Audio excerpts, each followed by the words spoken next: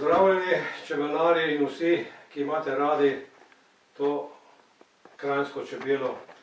V današnjih tretjih čebelarskih spoznanjah vam bi rad predstavil tri stvari, ki sem jih naredil zdaj čez zimo.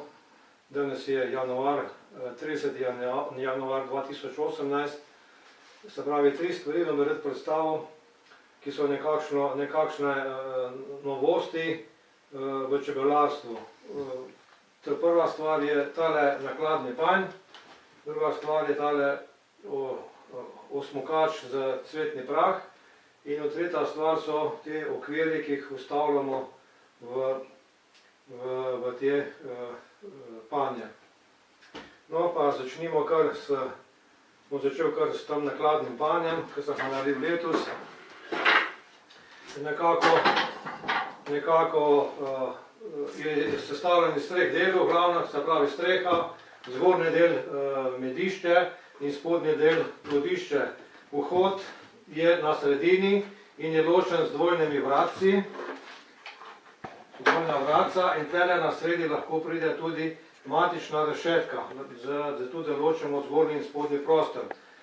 Zakaj vhod na sredini in zakaj v krogu? Zaradi tega, ker v naravi čebele imajo ponavadi vse vhode okrogle in te vhodi so pač nekakšni drugače deluje, kot pa ta klasični vhod, ki ga poznamo. Pri tem vhodu, ki je na sredi, čebela prileti in gre direktno v medišče, tista, ki ima med, in od spodaj, tista, ki ima cvetni prah, gre pa dol v plodišče in s tem čebele ne krčijo matici prostora, takrat, ko odlagajo med zalego.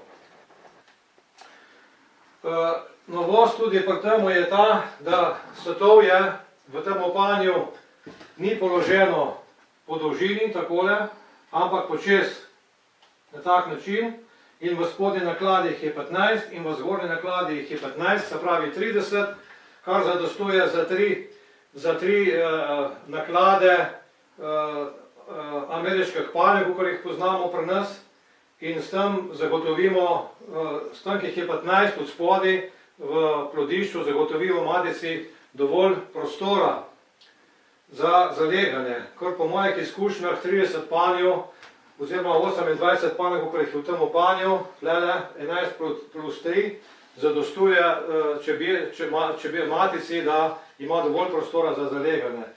In v teh panjih tudi zaradi prostora matice oziroma čebele ne rojijo. No, pogledamo še v notranjo, kako ta stvar izgleda.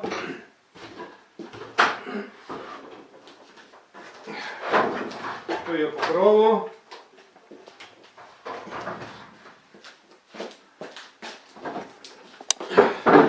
Vhod, kot vidimo, je ločen. Takole in tle na vrhu je plošča, s tem zaradi tega, da zagotovimo čebelam dovolj, da toplota ne uhaja iz panja. No, kot vidite, je svetovje počez, tule je vhod od spodaj, svetovje je počez in 15 satov v medišču. Spodnja naklada v plodišču je približno enaka. Ima plošče, da stisnemo po zimi čebele zaradi toplote.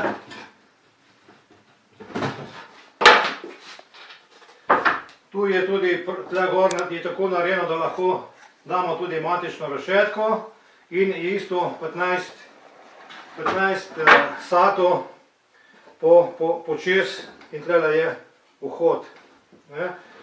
Novost je še ta, da imamo tukaj takole pregrado.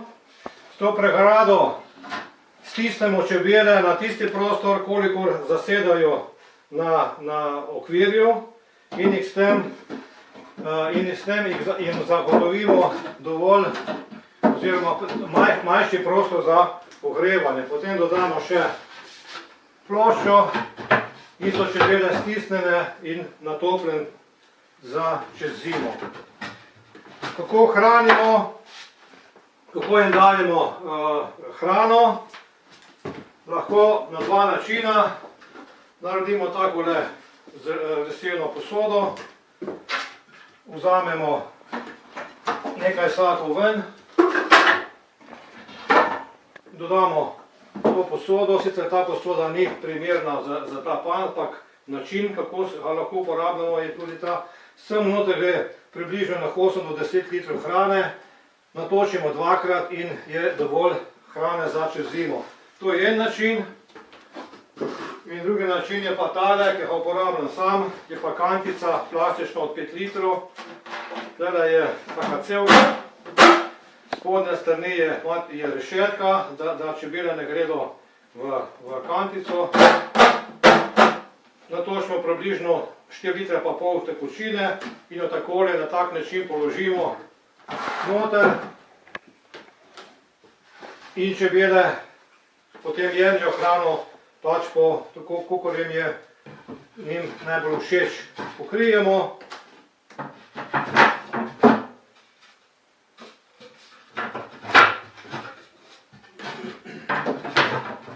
In čebele so tako natopljene in zaprte. Tak način hranjenja lahko naredimo sredi belega dne in vam garantiram, da ne bo prišlo do ropanja. No, to je druga taka stvar, še tlele bom pokazal, oziroma druga stvar bom pokazal je tale osmokač za cvetni prah. Prilagojen je za ta panj, sem ga že pred nekaj leti prikazal. Takole ga postavimo na žrelo, stisnemo. Pri tem panju je zanimivost ta, da so odprtine oziroma luknjice narejene v obliki tunela. In nekako mislim, da je bolj usmukajo čebeli cvetni prah dol z noge, kakor pa druge navadne odprtine. In sestavljen je približno sledeno, tu je korito, še tule je plastična mrežica, zaradi tega, da čebele ne gredo iz spodnje strani noter, ampak da gredo zgornje. Je korito, tule spodnja mrežica, pobarvano je z lanenim oljem. Priporočam, da se uporablja pri čebelah laneno olje in za barvo, da uporabljamo suhe barve. Potem je še ta kovinski del, ta dva dela kovinska, takole. Z druge strani, zadnje strani je še malična rešetka, zato da se čebele lahko primejo in da se potegnejo v notranjost. In tu je še ta glavni del, je tudi lesen, od spodaj je nerjaveča oziroma rostfrej mreža. Vse je pobarvano z lanenim oljem in je zelo, zelo lep dizajn, lepo je narejeno. Tako, tretja stvar je pa ta, kot sem že prej povedal, se pravi še ti okvirji. Pred leti sem uporabljal tak način, brez žic in brez sadnih osnov, sem uporabljal te lesene voznike, kar pa ni bila najboljša rešitev. In tako sem danes začel uporabljati drugi način, sem tole opustil, sem začel uporabljati ta način, takole.